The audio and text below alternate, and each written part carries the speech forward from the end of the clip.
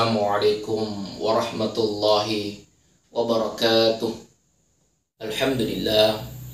Alhamdulillahilladzi arsala rasulahu bil huda wa dinil haqq liyuzhirahu 'ala ad-din kulli walau karihal kafirun. Asyhadu an la ilaha illallah wa asyhadu anna Muhammadar Rasulullah. Pemirsa TV One dimanapun Anda berada, alhamdulillah wa syukurillah, sepatutnya kita sebagai seorang hamba bersyukur kepada Allah Subhanahu wa taala, yang dimana pada hari ini, pada waktu ini kita diberikan kesehatan, taufik maupun hidayah sehingga kita tetap dalam bimbingan Allah Subhanahu wa taala. Kemudian Allahumma shalli ala Muhammad, salawat dan salam tetap tercurahkan kepada Nabi Allah Muhammad sallallahu alaihi wasallam. Pemirsa yang dimuliakan oleh Allah Subhanahu wa taala, suatu ketika ada seorang sahabat yang menghadap kepada Rasulullah sallallahu alaihi wasallam. Dia mengatakan, "Ya Rasulullah, tolong nasihati saya." Sehingga Rasulullah karena mengetahui latar belakang seorang sahabat ini, mengetahui sifat daripada seorang sahabat ini, Rasulullah menjawab, "La taghdab, jangan engkau marah." Sehingga dalam hadis riwayat Bukhari, Nabi memulai beberapa kali, "Jangan engkau mudah marah." Untuk memahami sebuah sunnah atau hadis, tentu kenapa perkataan Rasulullah "jangan engkau marah", kenapa bukan Rasulullah menjawab "sholat paling bagus, zakat paling bagus"? Karena Rasulullah tahu sifat seorang sahabat ini adalah seorang pemarah, sehingga Rasulullah menjawab sesuai dengan kondisi.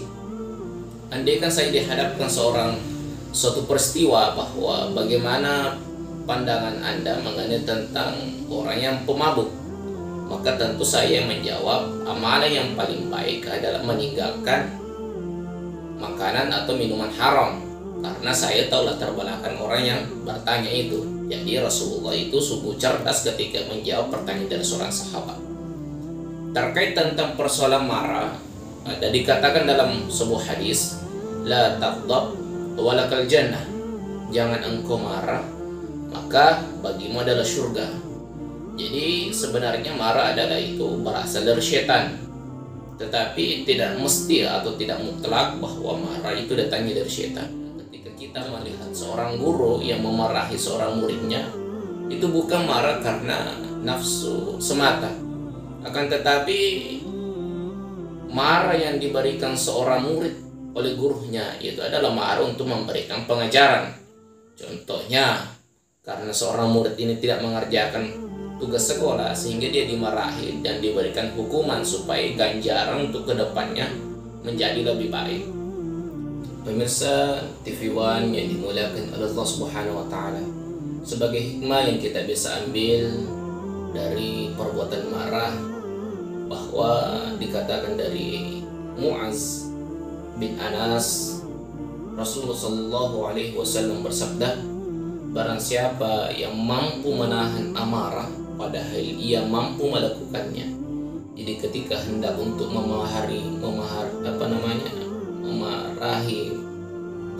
atau memarahi sahabatnya, lantas dia mampu menahan sekuat tenaga, maka kata Rasulullah, di yaumil qiyamah, maka orang itu dipanggil di hadapan Allah, lalu Allah menyuruhnya, Allah memerintahkannya bahwa pilihlah bidadari yang kau sukai.